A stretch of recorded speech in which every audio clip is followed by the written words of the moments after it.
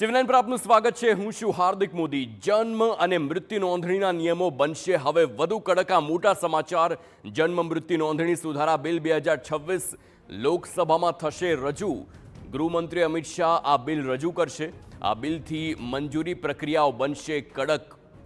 તો જન્મ કે મૃત્યુ પછી 1 થી 2 વર્ષ વચ્ચે થતા જન્મ કે મૃત્યુની નોંધણી માટે જિલ્લા મેજિસ્ટ્રેટ, સબ ડિવિઝનલ મેજિસ્ટ્રેટ અથવા એક્ઝિક્યુટિવ મેજિસ્ટ્રેટની મંજૂરી ફરજિયાત બનશે। પરંતુ જો વિલંબ 2 વર્ષથી વધુ થશે તો નિયમો કડક બનશે।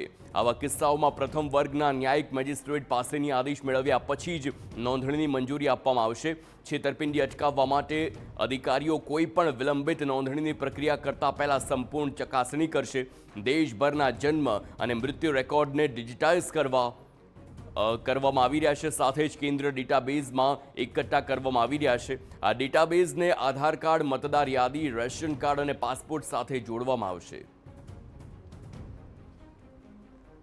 તો હવે જન્મ અને મૃત્યુની નોંધણીના જે કાયદા છે તે કડક બનવા જઈ રહ્યા છે અને તેની સાથે જ ગૃહમંત્રી અમિત શાહ તેના માટે થઈને લોકસભામાં આ બિલને રજૂ કરવા જઈ રહ્યા છે। આ બિલથી મંજૂરી પ્રક્રિયાઓ કડક બનવાની છે અને જન્મ અને મૃત્યુ નોંધણીના નિયમો હવે તેને લઈને જ કડક વધુ બનશે। આ મોટા સમાચાર છે।